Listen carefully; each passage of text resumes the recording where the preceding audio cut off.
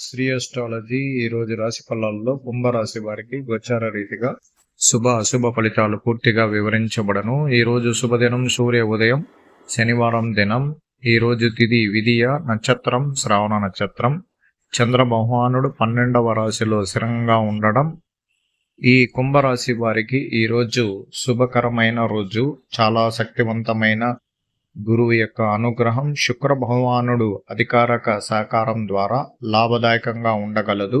ఉద్యోగములందు హోదా పెరుగుట మరియు సంపద వృద్ధి ఉండగలదు. అలాగే మీరు పనులు చేయటందు మొగ్గు చూపుదురు మరియు తలిచిన కార్యక్రమాలు విజయవంతం అవ్వడానికి అవకాశాలు ఎక్కువగా ఉంది.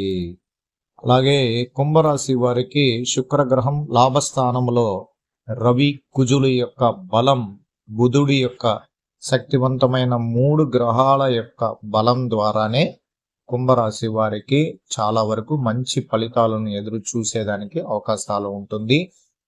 ఈ చంద్రుడు 12వ ఇంటిలో ఉండడం వల్ల తోబుట్టిన తమ్ముళ్ళు మరియు చెల్లెళ్ళు గురించి ఆందోళన ఉండగలదు. మీరు కొన్ని ధర్మబద్ధంగా మరియు నీతివంతంగా పనులు చేయుటకు మొగ్గు చూపుదురు. కొన్ని అధర్మ పనులు చేయకుండా ఉండడానికి ప్రయత్నిస్తారు. అలాగే ఈరోజు శారీరక పనితీరు నందు ఆటంకాలు, లోపాలు ఉండడానికి అవకాశాలు ఉంది. మీరు ఏదైనా తీవ్రతమగు అనారోగ్యం గురించి చాలా బాధలు పడడానికి అవకాశాలు ఉంటాయి. మీకు శస్త్రచికిత్స చేయించుకోవాల్సిన ఉండవచ్చును.